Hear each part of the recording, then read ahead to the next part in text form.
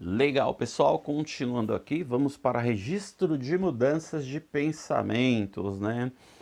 A gente sabe aí que o automonitoramento é um elemento chave da TCC, né? É totalmente feito através do registro de pensamentos, aquele que a gente pode utilizar aí em 5 colunas, né? Semelhante aí a outros registros em 3 colunas, aquele pensamento, comportamento, emoção, sentimento, né? Que a gente está acostumado aí a realizar. Normalmente, sugerimos que os pacientes aí preencham os RPDs regularmente, como tarefa de casa, que tragam esses registros às sessões de terapia, né? A gente sempre recomenda isso aí. E a gente sabe que isso é sempre, né, pessoal, importante tá reforçando, eu falo isso sempre, sempre que passar alguma atividade para casa na próxima sessão, cobre essa atividade, porque se você não cobrar, os pacientes vão achar que não tem importância nenhuma realizar tal atividade. Às vezes o terapeuta está tão preocupado em atender, em acolher determinada demanda, que esquece às vezes de cobrar as atividades que foi passado para casa. E isso é muito importante, pessoal, de lembrar e de cobrar aí, né? O que acontece? Esse RPD ele acaba incentivando os pacientes a reconhecer seus pensamentos automáticos, né? Aplicar muito dos métodos descritos que a gente passou nos capítulos aí, identificar erros cognitivos, examinar as evidências e gerar alternativas racionais, né? Observar resultados positivos em seus esforços para modificar os seus pensamentos. Como que funciona esse registro aí? Tem um registro de 3 colunas, né? Normalmente identificado para a gente reconhecer os pensamentos automáticos. Aí a gente adiciona mais 2 colunas, pensamentos racionais e resultado. Os pacientes são instruídos a usar a primeira coluna para escrever uma situação ou a lembrança de uma situação que estimulou os pensamentos automáticos. A segunda coluna é usada para registrar os pensamentos automáticos e o grau de crença nesse pensamento. No momento em que ocorreram, as emoções são registradas na terceira coluna. E aí a gente vai classificando, né, a modificação, o grau de crença no pensamento automático, tal.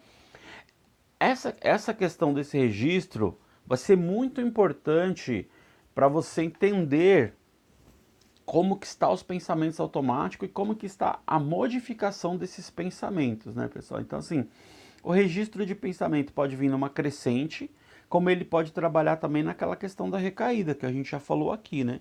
A gente já falou. Então, aí você vai para a quarta coluna, resposta racional. A parte central da RPD. Essa coluna é usada para registrar alternativas racionais para os pensamentos automáticos desadaptativos e para classificar o pensamento modificado quanto ao grau de crença. Pode-se desenvolver alternativas racionais por meio do uso de vários métodos discutidos aqui, né? Posteriormente, aí nos capítulos anteriores. O RPD sozinho geralmente estimula o paciente a considerar alternativas e desenvolver um estilo mais racional de pensamentos, né? E aí a gente sabe que alguns terapeutas cognitivos comportamentais sugerem a quarta coluna de RPD seja usada para anotar erros cognitivos identificados no pensamento automático, promovendo assim análise de erros lógicos, uma maneira de construir o pensamento racional. Contudo, você pode recomendar aí aos pacientes para não adiarem, né? Nomear os erros cognitivos e se acharem processo de se estiver sobrecarregando isso, continua mesmo naquela questão das 3 colunas, tá, pessoal? Vamos aqui falar da quinta coluna. Quinta e última coluna é usada para documentar o resultado do trabalho do paciente para mudança de pensamento automático. Em geral, costumamos pedir aos pacientes para colocarem no papel as emoções da terceira coluna e avaliarem novamente a intensidade. Aí a gente joga numa escala de 0 a 100, né? E aí a gente vai avaliar nessa escala de 0 a 100 quais foram as mudanças de comportamento, o registro, o plano, né, foram desenvolvidos para enfrentar a situação. Na maioria dos casos haverá mudanças positivas, né, anotadas na coluna. resultados. Em situações nas quais há pouca ou nenhuma melhora registrada na coluna resultado, o terapeuta pode usar uma informação para identificar obstáculos aí, né? É claro que vai ter obstáculos, abordar, voltar alguns métodos e talvez até mesmo capítulos de problemas ou dificuldades que o paciente teve para realizar e tal. E por aí vai, pessoal. É trabalhar mesmo pensando que pode haver uma recaída, pode haver que o paciente não conseguiu realizar as inscrições, entendeu? Beleza? Vamos seguindo aqui. Quando a gente falou dessas questões do pensamento, aqui eu vou deixar bem claro, bem certinho para vocês entenderem. O registro de 3 colunas é aquilo que eu falei. Ele é geralmente utilizado aí, né, para a gente identificar os pensamentos automáticos. Aí você vai adicionar esse registro 2 colunas. E nessas 2 colunas, os pacientes são instruídos a usar a primeira coluna para escrever uma situação ou lembrança de uma situação que estimulou os pensamentos automáticos. A segunda coluna é usada para registrar os pensamentos automáticos e o grau de crença nesses pensamentos no momento em que ocorreram. As emoções vão ser registradas na terceira coluna. A quarta coluna é a resposta racional, é a parte central do RPD.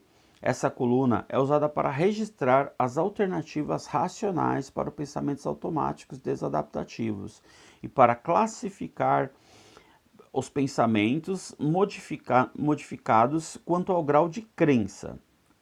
A quinta e última coluna no RPD é usada para documentar o resultado do trabalho do paciente, para mudança de pensamentos automáticos, aquilo que eu falei, né?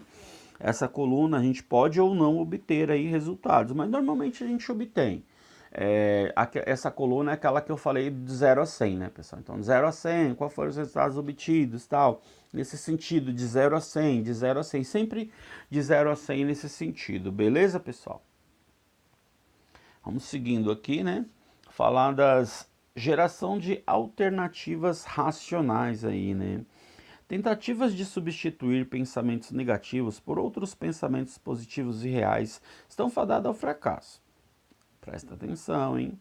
Especialmente se o paciente estiver sofrendo perdas ou traumas reais, ou se estiver enfrentando problemas com alta probabilidade de resultados adversos, né?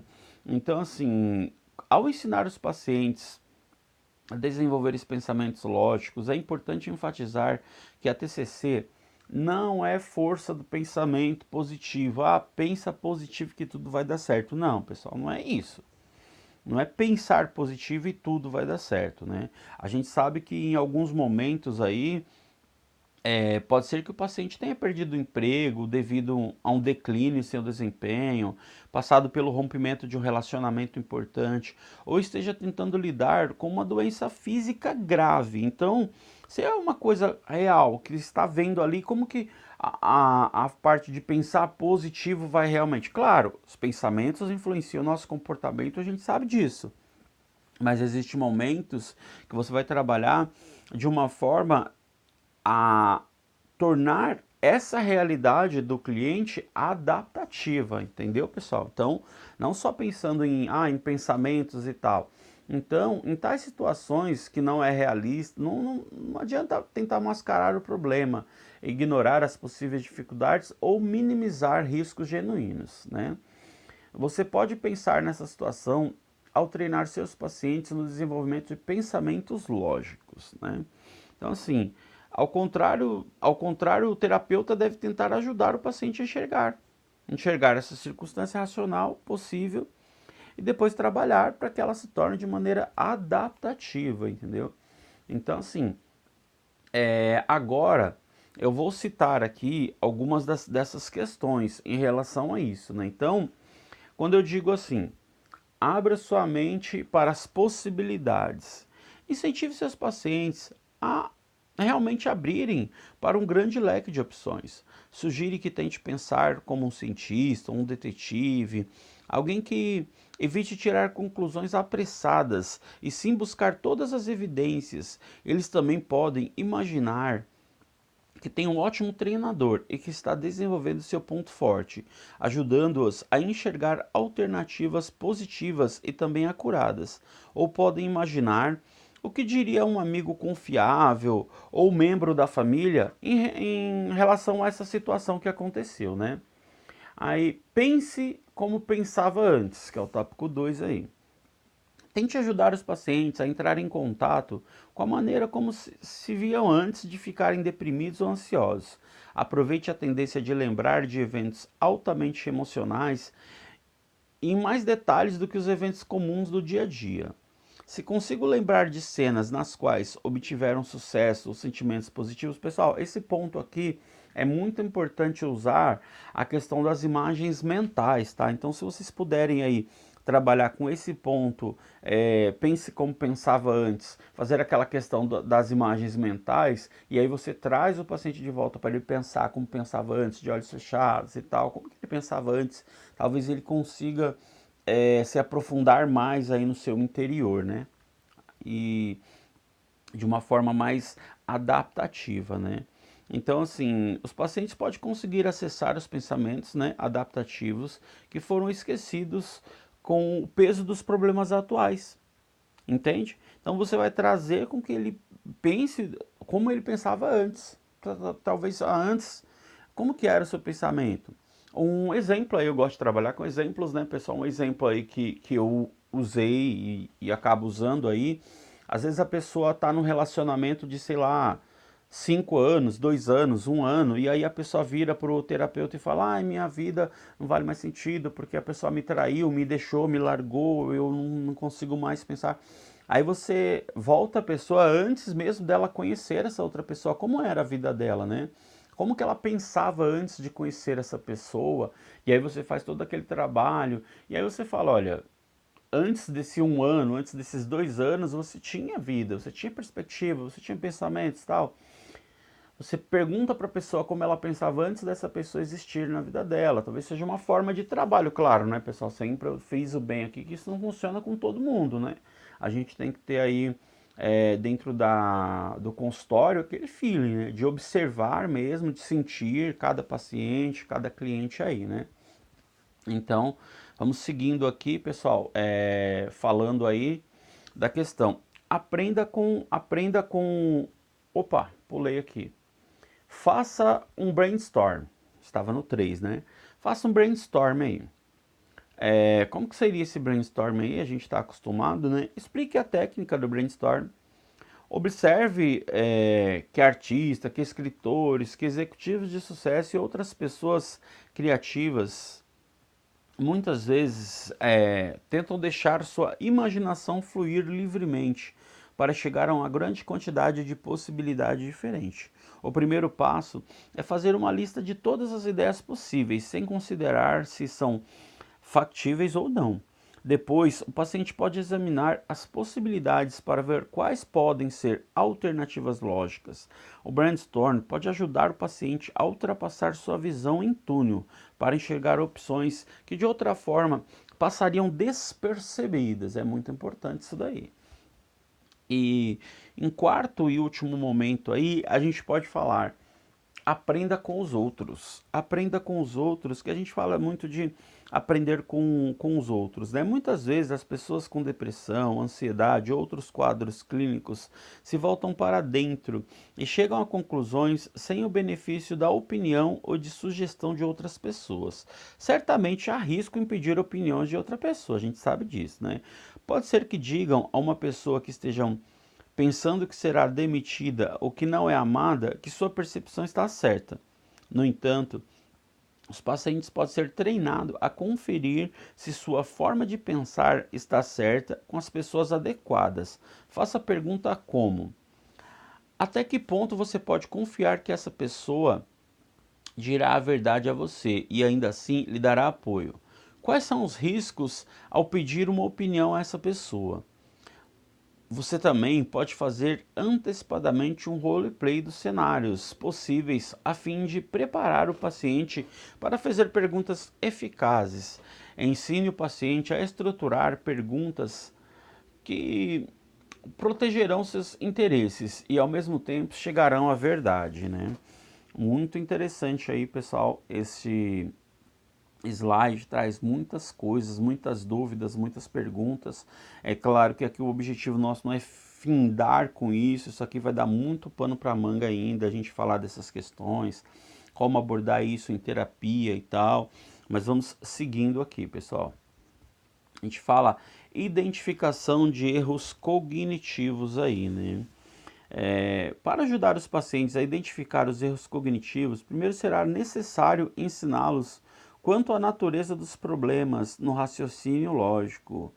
Você pode explicar os erros cognitivos em sessões de terapia, mas o paciente em geral precisa de outras experiências de aprendizados, como aquelas observadas anteriormente, antes de poderem assimilar completamente essas ideias. Né? Para muitos pacientes, identificar e nomear erros cognitivos são uma das partes mais desafiadoras do desenvolvimento das habilidades na terapia cognitiva. Quando você fala aí, né, a gente vai ajudar o paciente, a gente retorna lá no capítulo 1 do livro aqui, ajudar os pacientes a identificar os erros cognitivos. Aí você quer entender mais, ficou com dúvidas aí, dá uma voltada lá, pessoal, no nosso capítulo 1, a gente fala muito aqui sobre essa questão dos erros cognitivos, né, de identificação, de como a gente pode aí, né, ajudar os pacientes a identificar os erros cognitivos. A gente já sabe aí muitos o que são os erros, como eles funcionam, né? Agora, mais uma vez, eu vou finalizando esse vídeo por aqui, né? E no próximo vídeo aí nós continuaremos falando dos exames das evidências. Vamos seguindo aqui, pessoal. Até o próximo vídeo.